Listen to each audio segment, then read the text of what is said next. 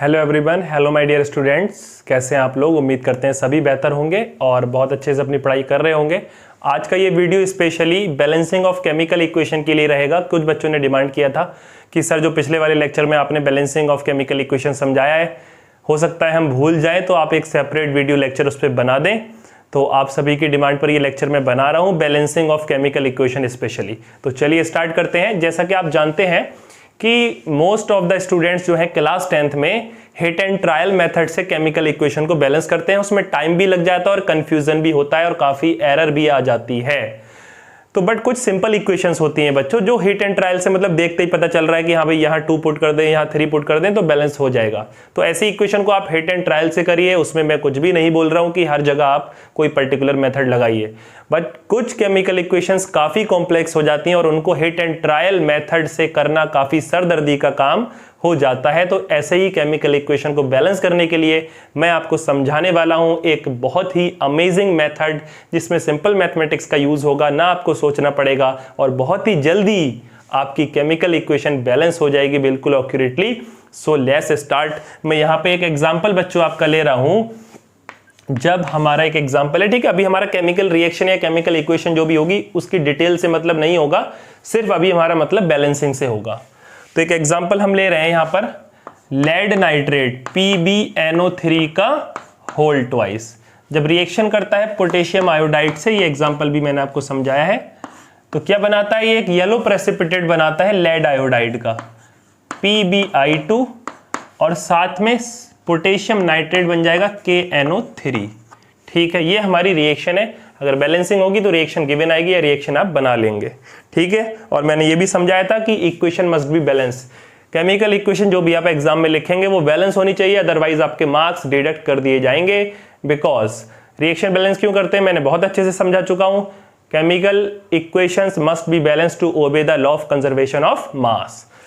तो अब देखिए, इसको बैलेंस करना है तो आपको बच्चों सिंपली करना ये है, अगर कोई कंफ्यूजन हमें आ रहा है तो हर कंपाउंड के आगे एक वेरिएबल हम यूज करते हैं। ये लगा लिया हमने स्मॉल ए, हमने मान लिया कि स्मॉल ए एक ऐसा होल नंबर है जिसमें इससे मल्टीप्लाई की जा रही है, तो ये बैलेंस हो जाएगा। यहां लगा दिया बी, यहां लगा दिया सी और यहां लगा दिया डी। तो पहला काम आपको ये करना है कि हर कंपाउंड के आगे, या कंपाउंड के आगे से मेरा मतलब है उसकी प्री मल्टीप्लाई कर देनी है। जैसे ये ए हो गया, ये बी, ये सी और ये डी। उसके बाद जो सिंगल वाले हैं, जैसे यहाँ पे लेड का 1 एटॉम है, यहाँ पोटेशियम का 1 है, आयोडीन का 1 है, तो इस तरीके से लिख लीजिए। ठीक है, अब आप जानते हैं इक्वेशन बैलेंस करने के लिए हर टाइप के एलिमेंट के जो एटम है वो रिएक्टेंट में और प्रोडक्ट में इक्वल होने चाहिए। The atom of each kind of element in reactant must be equal to the number of atom of each kind of element in product. तो उसके अकॉर्डिंग देखिए, इधर लेड का 1 है और मल्टीप्लाई ए से हो रही है तो ये ए आएगा, और इधर लेड का 1 है और मल्टीप्लाई सी से हो रही है तो इधर सी आएगा। दोनों इक्वल होने चाहिए। तो ये इक्वेशन में बच्चे कंफ्यूज हो जाते हैं कि सर ये आप कैसे लिखते हैं। तो मैंने ये लेड के लिए लिखा है बेटा, किसके, देखो लेड का इधर 1 है मल्टीप्लाइड बाई ए, इधर लेड का 1 है मल्टीप्लाइड बाई सी, तो ए इक्वल टू सी हो गया। अब दूसरा अगर हम बनाएं यहां पर, सपोज कर लीजिए नाइट्रोजन के लिए, तो देखो एन के साथ कितने हैं, NO3 का होल ट्वाइस है, तो नाइट्रोजन के 2 तो हैं ही है ना ये, और मल्टीप्लाई हो रही है ए से, तो 2a हो गया नाइट्रोजन के लिए। इधर नाइट्रोजन के कितने, 1 और मल्टीप्लाई डी से हो रही है, तो 2a बराबर डी हो गया। समझ पा रहे हैं बात को? तो इसी तरीके से बच्चों अब हम ऑक्सीजन के लिए बना लेते हैं। तो 3 2 6 एटम इधर ऑक्सीजन के, मल्टीप्लाई ए से हो रही है, तो 6a हो गया। अब इधर ऑक्सीजन के देख लीजिए कितने हैं, ऑक्सीजन के हैं 3। समझ रहे हैं बात को? और 3 की मल्टीप्लाई डी से हो रही है, तो 3d के इक्वल होना चाहिए फिर ये। अब लेड हो गया, नाइट्रोजन के लिए बना लिया, ऑक्सीजन के लिए बना लिया। अब पोटेशियम के लिए बना लीजिए।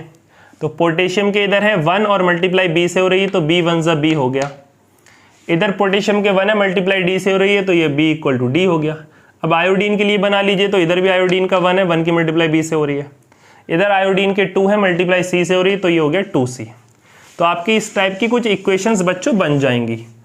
अब इसमें आपको क्या करना है, स्मॉलेस्ट होल नंबर आपको यहाँ पे प्रोवाइड, यहाँ पे पुट कराना। वैसे स्मॉलेस्ट होल नंबर तो 0 है, तो ABC की वैल्यू 0 हो गई तो वो तो पूरा खत्म हो जाएगा। 0 तो नहीं हो सकता ना एटॉम, तो हम यहाँ पे कहीं भी एक जगह पे 1 पुट कर देते हैं। आप 2 कर दीजिए, 3 कर दीजिए, उससे कोई फर्क नहीं पड़ेगा। बट जो हम केमिकल इक्वेशन बैलेंस करते हैं वो स्मॉलेस्ट होल नंबर के साथ करते हैं, ठीक है। वो अभी जब रिएक्शन बन जाएगी तब मैं आपको बताऊंगा। तो कहीं भी 1 पुट कर दीजिए, तो हम यहाँ पुट कर देते हैं बच्चों, पुट a इक्वल टू 1। तो जैसे ही हमने a में 1 पुट किया तो a इक्वल टू था c, इंप्लाइज दैट, तो c इक्वल टू भी 1 आ गया। समझ पा रहे हैं?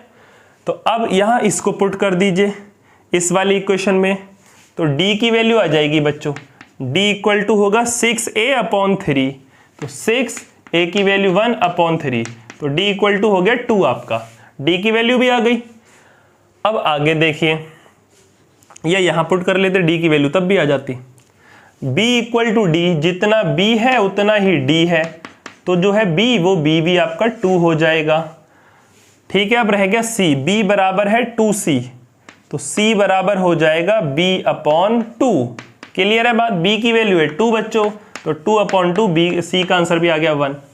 अगर यहाँ कोई नंबर फ्रैक्शन में आता, सपोज कर ली कोई नंबर 1/2 आ जाता और वो हमें यहाँ पुट कराना पड़ता, तो पूरी रिएक्शन की हम 2 से मल्टीप्लाई कर देते तो ये 2 हट जाता, बिकॉज हाफ एटम या हाफ मॉलिक्यूल पॉसिबल थोड़ी ना होता है। मॉलिक्यूल्स या एटम हमेशा होल नंबर में होते हैं, तो इसलिए फ्रैक्शन से हम बचते हैं। अगर फ्रैक्शन में बन भी रहा है कोई आपका नंबर इस तरीके से सॉल्व कराने पे, तो जो फ्रैक्शन का डिनोमिनेटर है उससे पूरी इक्वेशन को मल्टीप्लाई करा देंगे तो वो हट जाएगा।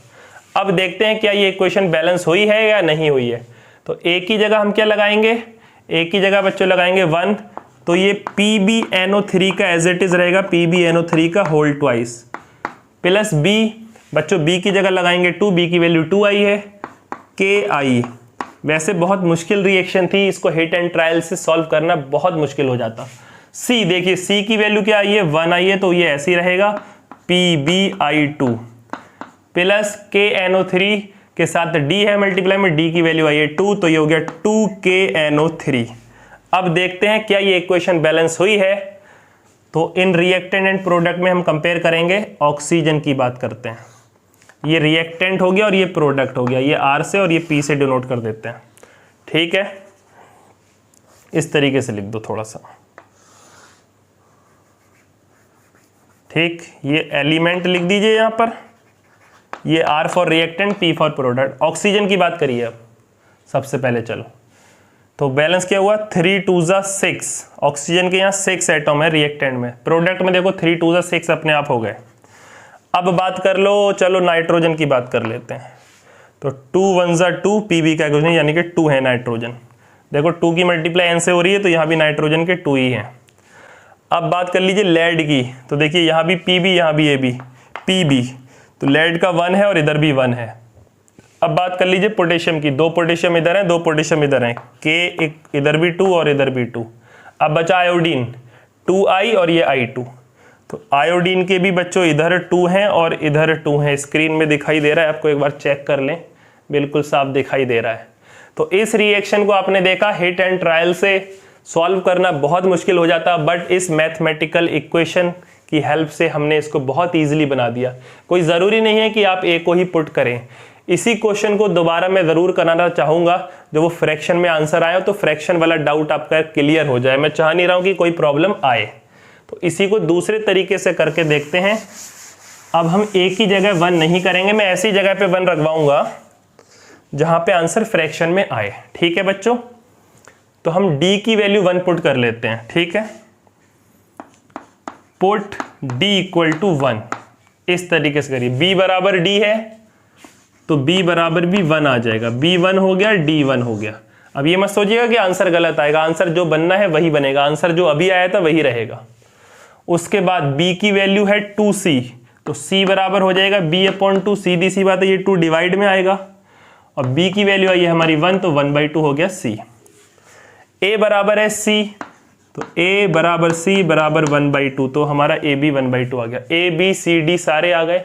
लगाते हैं यहाँ पर, a की वैल्यू बच्चों आई है 1/2 PbNO3 का होल ट्वाइस। तो ये लेड नाइट्रेट का एक मॉलिक्यूल है, अब इसमें हाफ लग गया, तो हाफ मॉलिक्यूल पॉसिबल थोड़ी हो सकता है, आधा मॉलिक्यूल कैसे हो जाएगा, ब्रेक नहीं होगा। मॉलिक्यूल्स हमेशा होल नंबर में होते हैं। BKI, तो B की वैल्यू भी हमारी कितनी आई है बच्चों, B की वैल्यू तो 1 आई है, ठीक है। तो ये हो जाएगा KI ओनली।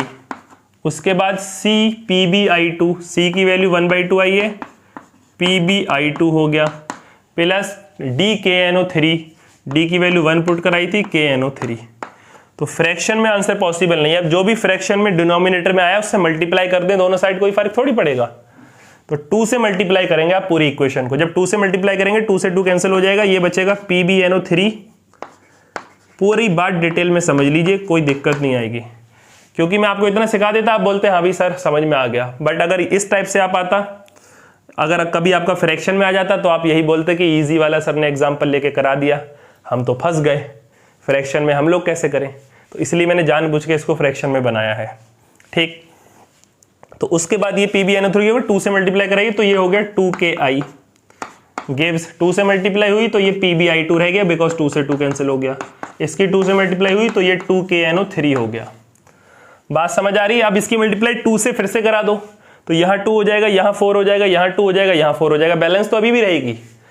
बट मैंने क्या कहा था, स्मॉलेस्ट होल नंबर, यहाँ पे 2 और यहाँ पे 2, ये स्मॉलेस्ट होल नंबर है जिसके लिए ये इक्वेशन बैलेंस कहलाएगी। इससे या तो नंबर बड़ा बनेगा, इससे छोटा नहीं होगा। इससे छोटा आ रहा था 1/2, लेकिन वो 1/2 पॉसिबल नहीं है, बिकॉज नंबर ऑफ एटम्स और मॉलिक्यूल्स और मोल्स हमेशा होल नंबर में होते हैं। तो फ्रैक्शन में अगर आपके नंबर आते हैं तो उससे घबराने की जरूरत नहीं है कि सर आपको कैसे पता चलता है 1 किसको रखवाते हो आप। तो 1 आप किसी को रखवा दो, कोई फर्क नहीं पड़ता। अगर होल नंबर में आ रहा है तो सो गुड सो बेटर, अगर होल नंबर में नहीं आ रहा है, फ्रैक्शन में आ रहा है, तो जो फ्रैक्शन का डिनोमिनेटर है पूरी इक्वेशन को लास्ट में उससे मल्टीप्लाई करा दो, it will be balanced automatically. ठीक, बात समझ में आ रही है? 2 एग्जांपल और करते हैं इसके, जिससे आपको ये पूरी बातें और अच्छे से समझ में आ जाएं।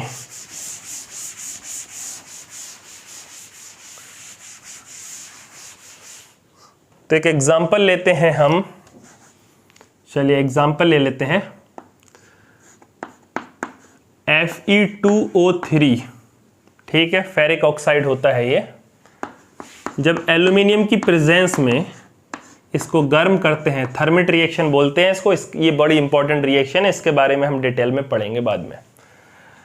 तो क्या करता है ये बना लेता है Al2O3 एल्यूमिनियम ऑक्साइड, और इतनी ज्यादा हीट प्रोड्यूस होती है कि आयरन जो है वो लिक्विड स्टेट में हमको मिलता है, मॉल्टेन आयरन। इसलिए इसको रेलवे गिर्डर्स हैवी आयरन की वेल्डिंग को यूज करने में किया जाता है, वो बताया जाएगा आपको। फिलहाल अभी हमारे सामने ये रिएक्शन है Fe2O3 यानी कि ferric oxide when react with aluminium. जब इसको हीट करेंगे it gives aluminium oxide and molten iron. ठीक है, अब इसकी हमें बैलेंस करना है। फिर से वही काम करेंगे, A लगा लीजिए, यहाँ B लगा लीजिए, C लगा लीजिए, यहाँ D लगा लीजिए। ठीक है, for the balancing of iron 2 की मल्टीप्लाई A से होगी तो ये 2A हो जाएगा, और इधर आयरन बस इधर है, और Fe की वैल्यू कितनी है, 1 ही तो है ये, तो D की मल्टीप्लाई 1 से करोगे तो ये D। इस तरीके से इक्वेशन, जो एलिमेंट इधर लिया है वही एलिमेंट उधर लोगे तभी इक्वल कर पाओगे। अब सपोज कर लीजिए ऑक्सीजन रहा तो 3 की मल्टीप्लाई A से हो रही है 3A, इधर ऑक्सीजन कहाँ पर है 3, और मल्टीप्लाई हो रही है C से, तो कितना हो गया 3C। कौन बचा, एल्यूमिनियम। एल्यूमिनियम का आइटम कितना है 1, तो B की मल्टीप्लाई 1 से हुई B, इधर एल्यूमिनियम के 2 हैं, 2 की मल्टीप्लाई C से हुई तो हो गया 2C। तो ये आपकी इक्वेशंस क्रिएट हो गई। अब किसी एक को बेटा 1 पुट कर लो, इस तरीके से 1 पुट किया करो प्यारे बच्चों, जिससे जो है आप क्या करो, फ्रैक्शन से बच जाओ जनरली। मगर मैंने बताया था फ्रैक्शन में आंसर आएगा तो हो जाएगा, बट एक स्टेप आपको वहां बढ़ाना पड़ेगा। तो हम A की वैल्यू यहाँ 1 पुट कर लेते हैं। जैसे ही हम A की वैल्यू 1 पुट करेंगे 2 1 ज़ा 2, D की वैल्यू 2 हो जाएगी, it gives D equal to 2। ठीक है, 3A बराबर 3C है, 3 से 3 कैंसिल हो जाएगा तो A बराबर C हो जाएगा। तो A बराबर C और C बराबर कितना आ गया 1, बिकॉज A की वैल्यू 1 थी तो C भी 1 हो गया। A आ गया, D आ गया, C आ गया। B बराबर 2C, तो B इक्वल टू 2, C की वैल्यू है 1, तो B इक्वल टू आपका 2 हो गया। सारी वैल्यूज आ गई निकल के। अब देखते हैं ये बैलेंस हो रहा है कि नहीं हो रहा है। यहाँ लिख लेते हैं A equal to C equal to 1 आया है, कॉमा B इक्वल टू 2 आया है। इसको हटा देते हैं।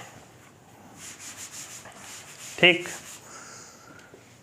तो A की जगह क्या लगाइए आप, A की जगह लगाइए 1, यानी कि इसको ऐसे छोड़ दीजिए, Fe2O3 solid plus BAl, B की वैल्यू 2 यानी कि 2 एल्यूमिनियम, हीट जब हम करेंगे C की वैल्यू 1 तो ऐसे ही आ जाएगा Al2O3।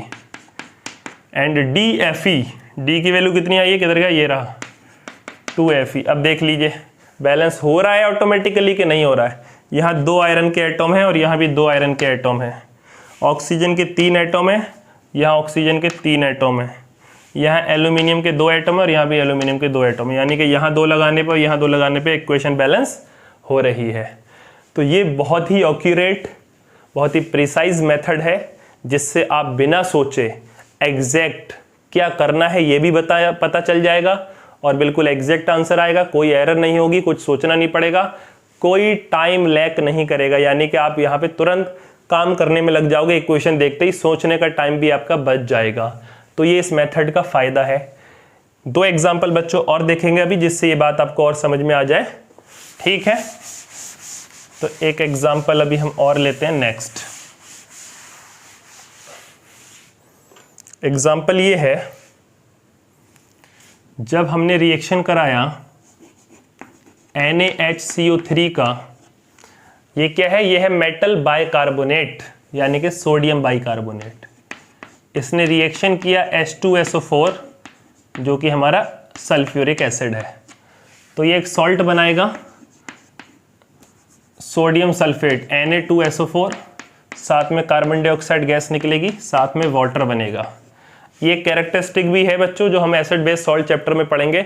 जब भी कोई मेटल कार्बोनेट या मेटल बाइकार्बोनेट, कार्बोनेट CO3 होता है, बाइकार्बोनेट HCO3, मैंने आइंस में बताया है। तो जब भी कोई मेटल कार्बोनेट किसी एसिड से रिएक्शन करेगा, it gives 100% a salt, carbon dioxide and water, ठीक है। तो अब इसमें थोड़े से प्रोडक्ट भी 3 बन रहे हैं, तो देखते हैं अब इसकी बैलेंसिंग काफ़ी अच्छी होगी। तो यहाँ A लगा लीजिए, A लगा दिया, यहाँ B लगा दिया, C लगा दिया, D लगा दिया और यहाँ E लगा दिया, E तक पहुँच गए हम, तो इसमें मज़ा आएगा, ठीक है।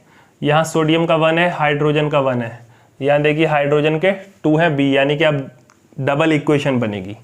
तो ये बहुत अच्छा क्वेश्चन होने वाला है यहाँ पर, ठीक है। ऑक्सीजन का 1 है, 2 है, यहाँ 4 है। देखिए अब तो A की मल्टीप्लाई 1 से होगी, A हो गया ये। उधर सोडियम कहाँ पर है, यहाँ पर है, 2 है सोडियम के, 2 की मल्टीप्लाई C से होगी, तो A इक्वल टू 2C बन गया, क्लियर है। इसी तरीके से हाइड्रोजन की मल्टीप्लाई 1 की मल्टीप्लाई A से होगी तो A बना। अभी हाइड्रोजन के कंप्लीट नहीं हुए, रिएक्टेंट में और हाइड्रोजन है, 2 की मल्टीप्लाई B से होगी तो 2B ये बना। रिएक्टेंट के टोटल हाइड्रोजन A+2B हो गए ना, इसलिए ये रिएक्शन थोड़ी सी टफ है और नेक्स्ट लेवल की रिएक्शन है। इधर हाइड्रोजन कहाँ कहाँ आपको दिखाई दे रहा है, एक ही जगह दिखाई दे रहा है, 2 की मल्टीप्लाई E से हो रही है तो 2E। समझ पा रहे हैं बात को, अभी तक ऐसा एग्जाम्पल नहीं आया था। आगे कार्बन, यहाँ पर 1 कार्बन है तो A की मल्टीप्लाई 1 से हो रही है तो 1 हो गया। इधर कार्बन भी 1 है और D की मल्टीप्लाई 1 से हो रही है तो A इक्वल टू D हो गया। अब बात रही ऑक्सीजन की, तो 3 की मल्टीप्लाई A से होगी तो 3A हो जाएगा। यहाँ भी ऑक्सीजन है, 4 की मल्टीप्लाई B से होगी तो +4B हो जाएगा। टोटल ऑक्सीजन हो गई रिएक्टेंट की, टोटल ऑक्सीजन प्रोडक्ट की, 4 की मल्टीप्लाई C से करोगे 4C हो जाएगा, D की मल्टीप्लाई 2 से करोगे +2D हो जाएगा, E की मल्टीप्लाई 1 से करोगे +E हो जाएगा। ये हो गई आपकी प्रोडक्ट की टोटल ऑक्सीजन। देख रहे हैं खतरनाक इक्वेशन बन रही है ना, इसलिए सॉल्व करा रहे हैं। हिट एंड ट्रायल मेथड से तो बहुत मुश्किल पड़ जाता आपको, फिर ये समझ रहे हैं ना बात को, ठीक है। अब आगे, अब कौन बचा बैलेंस करने को, सल्फर बच रहा है। तो सल्फर इधर सिर्फ यहाँ पर है 1 और 1 की मल्टीप्लाई B से हो रही है तो इट इज B ओनली, और यहाँ भी सल्फर एक ही है और C से मल्टीप्लाई हो रही है तो B इक्वल टू C। समझ आ रही है बात। तो हम यहाँ C को 1 पुट करा लेते हैं तो A बराबर 2 आ जाएगा, होल नंबर बन जाएगा। बाकी देखें कोई फ्रैक्शन बनेगा तो कोई दिक्कत नहीं है। तो पुट C इक्वल टू 1, ठीक है। जैसे ही C की वैल्यू 1 पुट कराई तो 2 1 ज़ा 2, A बराबर 2 हो गया। यहाँ से ध्यान दीजिएगा, तो C 1 है, A 2 है और B बराबर C है, तो B 1 है, C 1 है तो B भी 1 हो गया, तो A B C आ गया आपके पास। A plus 2B equal to 2E है, देखिए तो E ऐसे आ जाएगा, A की वैल्यू 2 प्लस 2, B की वैल्यू 1 इक्वल टू 2E, तो 2 और 2 1 ज़ा 2, तो 2 2 हो गया 4, 4 इक्वल टू 2E, तो E इक्वल टू 2 आ गया, बिकॉज 2 2 ज़ा 4 हो जाएगा। देखिए आ रहा है E। उसके बाद A बराबर D भी है, तो a की वैल्यू 2 है, a बराबर d है, तो d भी 2 हो जाएगा। d भी 2 हो गया। उसके बाद कौन बचा? a आ गया, b आ गया, c आ गया, d आ गया और e भी आ गया। इस तरीके से तो इस टाइप से इक्वेशन सॉल्व होती हैं। अब अगर आप ABCD की यहाँ इस इक्वेशन की ज़रूरत ही नहीं पड़ी, ABCD की वैल्यू तुम यहाँ पुट कराओगे, ये खुद ही सेटिस्फाई हो जाएगा। करके देखना चाहेंगे? चलिए इसको सेटिस्फाई करके देखते हैं। LHS बराबर RHS आ रहा है, नहीं आ रहा है? 3 इंटू a की वैल्यू क्या है 2 प्लस 4, b की वैल्यू क्या है 1, तो 3 2 6 और 4 10, तो इस साइड का 10 आ रहा है। उधर देखते हैं कितना आ रहा है। 4 इंटू सी की वैल्यू कितनी है बच्चों 1, यस, प्लस 2d, d की वैल्यू कितनी है 2, प्लस e की वैल्यू कितनी है 2। देखिए 2 2 4 और 4 1 4, 4 4 8 और 2 10, तो ये सेटिस्फाई कर रहा है, यानी कि ABCD E सबकी वैल्यू सही है। हालांकि इस इक्वेशन की हमें ज़रूरत नहीं पड़ी। तो अब आप यहाँ पुट करा दीजिए ABCD की वैल्यू, A की जगह A, B की जगह B, C की जगह C, D की जगह D और E की जगह E। तो ये इक्वेशन अपने आप क्या हो जाएगी, बैलेंस हो जाएगी। करके देखिए, A की जगह पर सर लगाएंगे 2, अच्छा जी, B की जगह पर 1, यानी कि एज इट इज छोड़ दीजिए। C की जगह पर किधर गया भाई C की जगह पे भी 1, एज इट इज छोड़ दीजिए। उसके बाद D की जगह पर 2, ये रहा 2 प्लस 2 CO2 और E की जगह पर भी 2। अब चेक करके देख लीजिए, इक्वेशन बैलेंस निकलेगी। 2 सोडियम, ऑक्सीजन कितने 2 3 6 और 4, 6 4 10 हैं ऑक्सीजन, 4 2 6 और 2 10, ठीक है, ऑक्सीजन 10 हो गया। हाइड्रोजन 1 और 2 3, यहाँ पे हाइड्रोजन कितने हैं, नहीं कुछ मिस हो गया, हाँ 2 1 2 और 2 ये 4 हैं हाइड्रोजन, इधर भी 4 हैं, 2 2 4। ऑक्सीजन हो चुका। कार्बन 2 1 2, 2 कार्बन है, 2 1 2 2 कार्बन है। और कोई बचा सल्फर, एक सल्फर है, एक सल्फर यहाँ पर है। तो इस तरीके से इस इक्वेशन को बैलेंस हमने कर लिया। अब मुश्किल से मुश्किल क्वेश्चन आपका बैलेंसिंग का आ जाएगा, आपसे छूटेगा नहीं, इस बात की गारंटी, अगर आप इस मेथड को अच्छे से पढ़ लें। एंड लास्ट 1 एग्जांपल और दिखाने जा रहा हूं आपको, उसके बाद बस आपको इस मेथड की प्रैक्टिस करनी है, ठीक है।